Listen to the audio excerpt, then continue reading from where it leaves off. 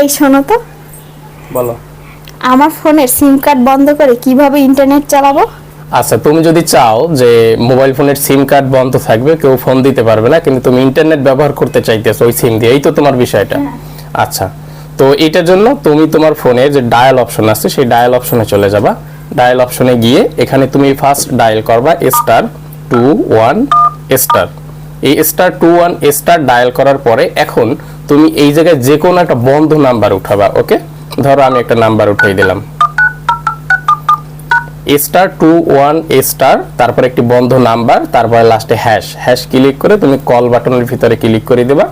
এখন তুমি কোন সিমের কল বন্ধ করতে চাইতেছো, যে সিমটা বন্ধ থাকবে কিন্তু তুমি সেই সিম দিয়ে ইন্টারনেট ব্যবহার করবা, তো সেই সিমের ভিতরে এখন তুমি কল করে দেবা। কল করে দেওয়ার পরে তুমি কয়েক সেকেন্ড অপেক্ষা করবে, অপেক্ষা করার পরেই কিন্তু এখানে সেই সেটিংসটা অন হয়ে যাবে। এখন হবে কি, তোমার ফোনের ভিতরে আর